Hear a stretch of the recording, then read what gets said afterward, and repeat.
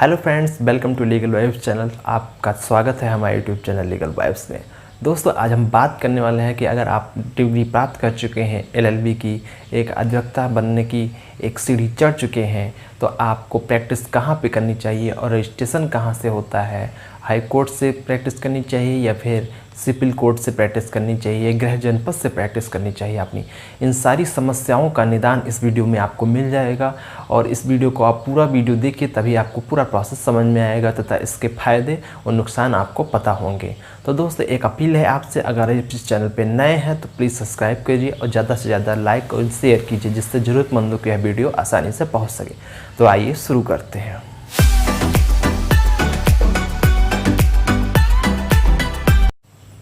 तो दोस्तों, वीडियो शुरू करने से पहले हम आपको बताएंगे कि एक वकील हाई कोर्ट में अगर प्रैक्टिस स्टार्ट करता है तो वहाँ पे उसको बहुत सारी दिक्कतों का सामना करना पड़ता है। अगर वह सिविल कोर्ट से वकालत करना स्टार्ट करता है तो उसके लिए उसके पास बहुत सारे अवसर होते हैं। सबसे बड़ा अवसर होता है उसका वो गृह जनपद होता है। और गृह जनपद का मतलब होता है कि उसके आसपास पड़ोस के लोग उसको जानते हैं कि हाँ, यह व्यक्ति एक वकालत का व्यवसाय करना स्टार्ट किया है, इससे हम जाकर अपना काम करवा सकते हैं या फिर कुछ जानकारी ले सकते हैं। लेकिन आप अगर हाई कोर्ट में प्रैक्टिस करना चाहते हैं या फिर स्टार्ट करना चाहते हैं प्रैक्टिस, तो आपको काफ़ी मुश्किल का सामना करना पड़ सकता है। लेकिन हाँ, अगर आप 4 से 5 साल आप समय दीजिए उस कोर्ट में, उसके बाद में आपके पास केस ऑटोमेटिक आने शुरू हो जाएंगे। लेकिन आपको काफ़ी मशक्क़तों का सामना करना पड़ेगा। आपको दिन रात एक करके व्यवहार बनाना पड़ेगा। उसके बाद क्लाइंट्स अपनी जानकारी, सबसे पहले बात करते हैं, अपनी जानकारी को आप उच्च लेवल तक ले जाइए जहां आपको किसी अन्य की ज़रूरत न पड़े। वैसे बात करते हैं अगर उच्च लेवल तक ले जाने की बात अपनी जानकारी को, तो वहाँ पर कोई भी ऐसा व्यक्ति नहीं होता है जो परफेक्ट होता है। वकील एक प्रैक्टिसिंग लॉयर होता है, उसकी प्रैक्टिस निरंतर चलती रहती है, उसके पास जानकारियों का अभाव नहीं होता है। लेकिन हाँ, कभी कोई जानकारी पूर्ण नहीं हो सकती, क्योंकि आए दिन सुप्रीम कोर्ट, जो ऑनरेबल सुप्रीम कोर्ट है भारत का सर्वोच्च न्यायालय, उसके तहत एक नए नए फैसले दिया जाता है। तो लेकिन फैसलों की बात अगर हम करें तो एक हाई कोर्ट में अगर कोई फैसला दिया जाता है तो वो सुप्रीम कोर्ट के आधार पर ही दिया जाता है, या फिर जज अपने विवेकानुसार उस फैसले को एक निर्णय देता है। तो दोस्तों, आगे हम बात करते हैं कि सबसे पहली बात ये आती है कि प्रैक्टिस स्टार्ट कहाँ से करनी चाहिए, यहाँ से हाई कोर्ट से या फिर सिविल कोर्ट या फिर गृह जनपद के जिला न्यायालय से। तो सबसे पहले बात आती है कि जिला जनपद से आपको अगर प्रैक्टिस करना स्टार्ट करते हैं तो आपको काफ़ी फ़ायदेमंद होने वाला है यह स्टार्टअप। दोस्तों, इसके बाद आपको जानते ही हैं कि इसके बाद बहुत सारी प्रोसेस जो होती है वो आपको जानकारी मिल जाती है इसकी। और निचले स्तर से कोई भी चीज़ अगर निचले स्तर से अगर आप शुरू करते हैं तो आपको बाद में कोई भी परेशानी का सामना नहीं करना पड़ता है।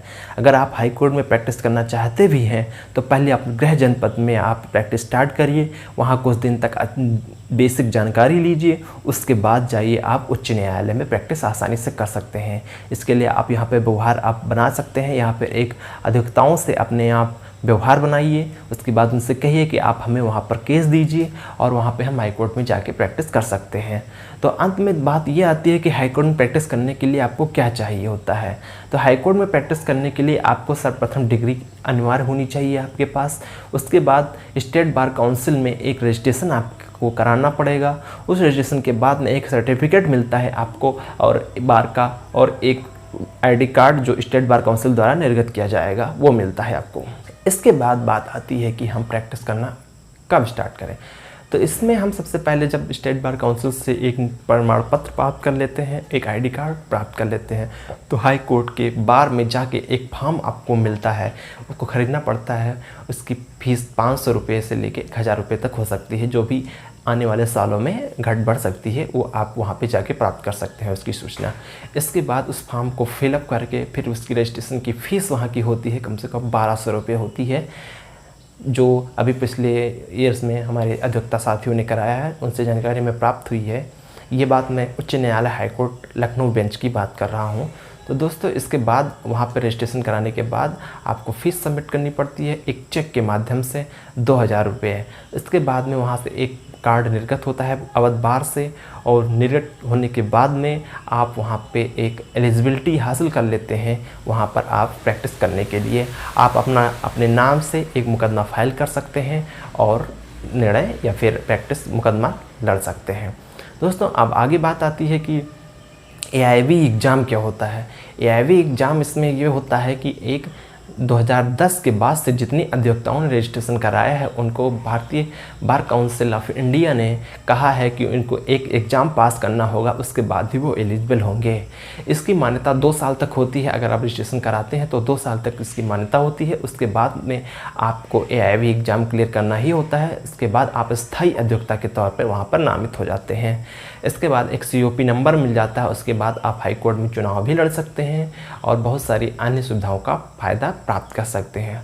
तो दोस्तों कैसी लगी आज की जानकारी कमेंट बॉक्स में ज़रूर बताइएगा। अगर कोई भी वकालत से रिलेटेड अन्य जानकारी आपको चाहिए तो कमेंट्स बॉक्स में जाकर पूछ सकते हैं। आप हमसे फेसबुक से भी जुड़ सकते हैं और हमारी वेबसाइट है www.legalvibes.net, इसके माध्यम से अन्य जानकारी प्राप्त कर सकते हैं।